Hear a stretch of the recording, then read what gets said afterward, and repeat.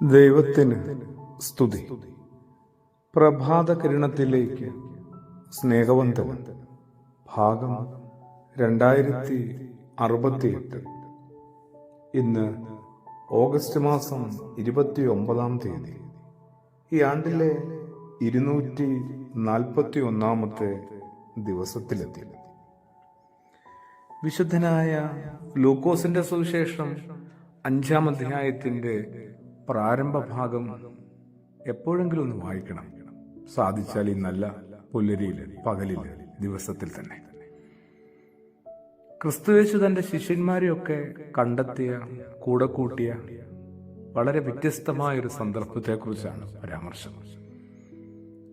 ശമോൻ ഗിപ്പായും സബദിയുടെ മക്കളൊക്കെ ഉൾപ്പെടുന്ന ചെറുസംഘത്തെ കണ്ടെത്തി ശേഖരിക്കുക. മീൻപിടുത്ത പണിയിലേർപ്പെട്ട അവർ ഒന്നും കിട്ടാതെ നിരാശരായിരിക്കുന്ന സന്ദർഭമാണ്.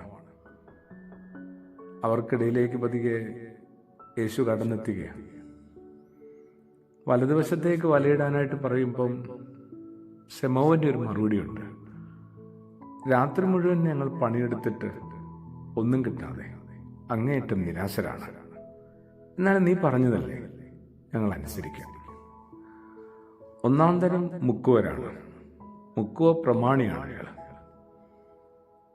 അയാളെ മീൻപിടുത്തം പഠിപ്പിക്കാൻ ശ്രമിക്കുന്നത് ഒരു തച്ചന്റെ മകനാണ്.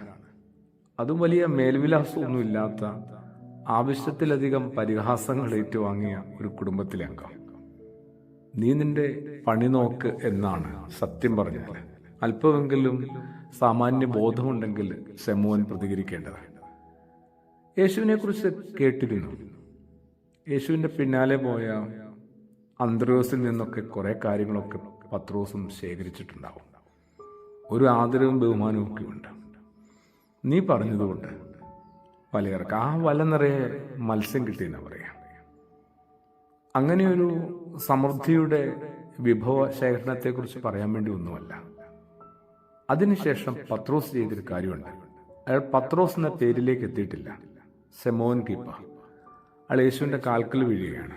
കർത്താവേ, നീ എന്നെ വിട്ടുപോകണമേ, ഞാൻ പാപിയായ മനുഷ്യനാണ് എന്ന് പറഞ്ഞു. പത്രോസ് പറഞ്ഞതാണ്, അങ്ങനെ വിട്ടുപോകണം. ഞാൻ നിന്നെ വിട്ടുപോകുന്നല്ല, അങ്ങനെ വിട്ടുപോകണം, ഞാൻ പാപിയായ മനുഷ്യനാണ്. പത്രോസ് പറഞ്ഞ ഈ ഒരു വചനം ഏറ്റെടുത്തിട്ട് വേണമെങ്കിൽ നാളെ അല്ലെങ്കിൽ ഇന്ന് നമുക്ക് സൗകര്യം കിട്ടുമ്പോൾ എപ്പം വേണമെങ്കിൽ നമുക്ക് ആവശ്യപ്പെടാം. ഒരു പത്രസമ്മേളനമൊക്കെ വിളിക്കാം.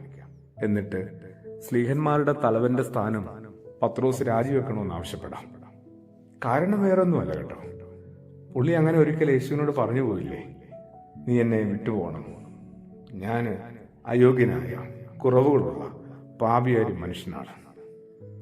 എപ്പോഴാണ് എനിക്ക് നിങ്ങൾക്കൊക്കെ കുറച്ചും കൂടി ഒരു പ്രകാശം ഉണ്ടാവുക? എൻ്റെ ഉള്ളില് പ്രകാശത്തെക്കാളും കൂടുതൽ ഇരുട്ടാണെന്ന് എപ്പോഴും തിരിച്ചറിയുക.